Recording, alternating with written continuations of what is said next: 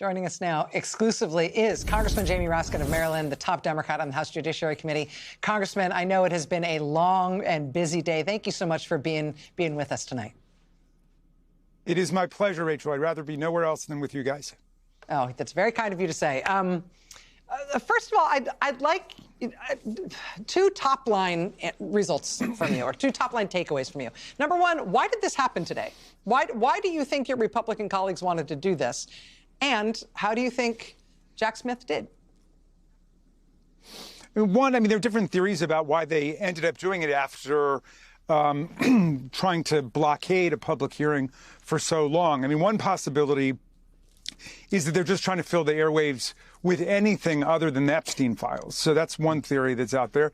The other is that it looks inevitable that the 11th Circuit is going to reverse Judge Eileen Cannon's utterly bizarre and ridiculous and paranormal judicial order thwarting the ability of the public to get a hold of Jack Smith's second volume relating to the stolen and hoarded documents case. So they wanted to do it before that happened so he couldn't talk about it. And that relates to the motion that I brought up at the very end of the hearing. Basically what I said to Chairman Jordan was, look, we just had 50% of the hearing. We just heard about the admittedly central and important issue of Donald Trump trying to overthrow the 2020 election. But also Jack Smith was working on the stealing of all of these classified documents and hiding them in the ballroom and in the bathroom and then obstructing justice to not turn them over and so on. And he wasn't able to testify about any of that stuff because of the gag order imposed by Judge Cannon. So once that gag order is lifted, I said we need to have a second, part two of the hearing. And he hemmed and hawed and said, well, we'd have to wait to see what happens and so on. And at that point, I invoked a rule that the Judiciary Committee has, which is called the minority rule, which is that if there's only one witness called by the majority and the minority doesn't get a witness, we get to have a hearing of our own. And so we'd like to have another hearing. It happens to be with the same witness, Jack Smith, so we can have the second half of the hearing that we didn't exercise proper oversight over because of the ridiculous Cannon order. I will say, live in the moment, as Congressman Jordan was trying to gavel the hearing to a close, and you jumped in with that explanation, essentially making that case in very plain English that you, as the Democrats on the committee, plan to bring him back. Jim Jordan seemed quite surprised. It really felt like you'd pulled a rabbit out of a hat. We then got the letter from you formalizing your explanation. Pursuant to Rule 11, Clause 2J1 of the Rules of the House, we, the undersigned majority of the minority, write to notify you of our intent to call Jack Smith to testify in continuation of this full committee hearing. The way that I hear you explaining it now, the way that I understand it from your letter, is that Congressman Jordan, as surprised as he may have been to have heard this from you today, he doesn't have a choice. You guys now get to bring Jack Smith back again when Volume 2 is unsealed, and you can talk to him about that case.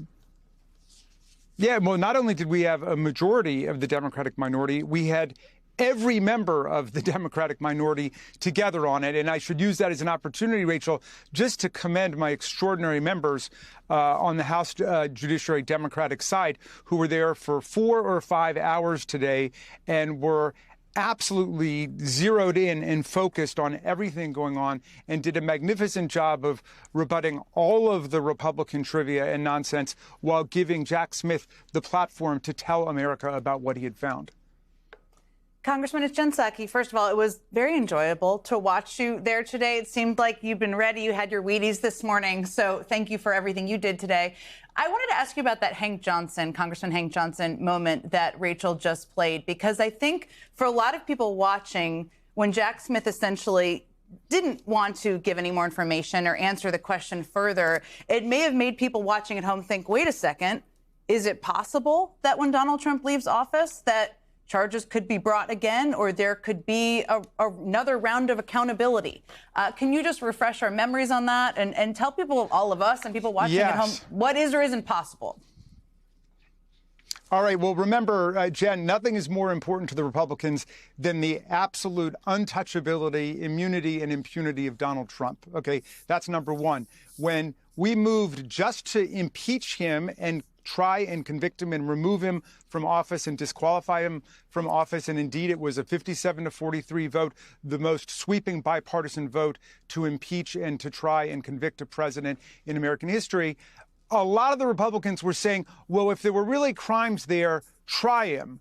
Let the Department of Justice do it if there were really crimes. Then, of course, when he escaped by the skin of his teeth, being impeached and tried, removed, convicted, disqualified, then and a special counsel was appointed, then they threw everything into trying to wrap him in doctrines of presidential immunity. And of course, the Roberts Court pulled out of a hat completely the idea that the president cannot be prosecuted for felony crimes he commits if they are somehow under the auspices of the core functions of the presidency. I mean, just a completely magical doctrine, like the stork brought it out of nowhere. So Hank Johnson asked an excellent question, which is, all right, it was dismissed without prejudice, which means it could still be alive in the future. Of course, you've got to deal with all the statute of limitations questions.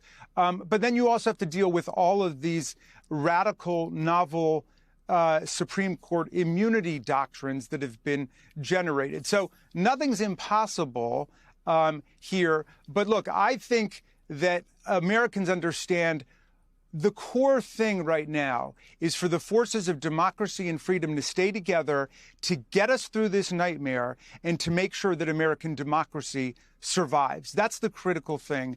And we can, let the prosecutors deal with the prosecutor questions in the future. Let's focus on defending and preserving and strengthening our democracy. Congressman Raskin, as Nicole Wallace, in that spirit, if Democrats are in control of the House, which seems like something even Donald Trump is girding himself for, would you invite Jack Smith back a year from now and ask him to detail the evidence he gathered and how Donald Trump sought to overturn the 2020 election ahead of the 2028 presidential election? Well, as we were saying before, Nicole, we need to get him to come back to testify on volume 2 of his report, because that will also demonstrate an extraordinary sequence of obstructive events where Donald Trump did everything in his power to literally physically hide evidence, to steal classified documents, and then to use them in utterly improper ways in the well-trafficked Mar-a-Lago hotel with all of these international visitors and Russians running around and everything. We got to get to the bottom of that. And we're not waiting until the 2026 or 2028 elections. We want to do that one now. Hey, Congressman Ari here. The Republicans on the panel also tried to get Jack Smith to sort of give a report card to the prior congressional Jan 6 probe, which was a little odd. And one of their points seemed to be, well, some of the witnesses used secondhand information, things that not only they saw, but things they heard from other people, their colleagues. Cassie Hutchinson was named, for example.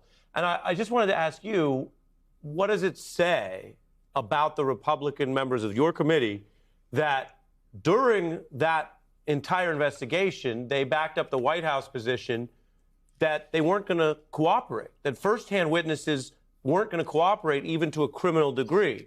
Navarro and Bannon famously going to prison rather than talking to the committee. And now they're saying out loud they don't want secondhand witnesses. So their plan seems to be no witnesses. And what does that tell us about their view of what would happen if witnesses actually told the truth about how Trump tried to steal the election? Yeah, I mean, it was an imbecilic line of inquiry. First of all, Cassidy Hutchinson worked for Donald Trump. She was a Trump witness. She was the top assistant to Mark Meadows, something that they never mentioned in going after her. And of course, one of the amazing things here is the way that they're very willing to cast overboard anybody who doesn't demonstrate 1,000% loyalty to the criminal in chief. But in any event, Of course, in a congressional investigation, we don't have a rule against hearsay. People can quote other people. The Republicans do it all the time. They did it today. And that's just not one of the rules we use. So that is a court rule.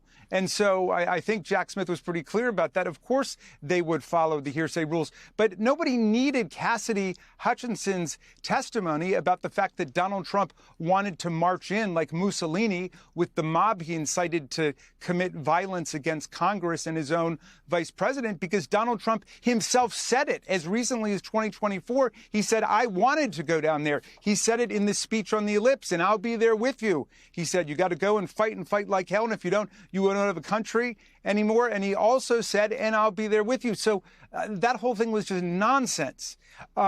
It strikes me that they were basically, treating this like the Rocky Horror Picture Show. They're throwing rice, they're throwing toast, they're throwing tomatoes. None of it made any sense.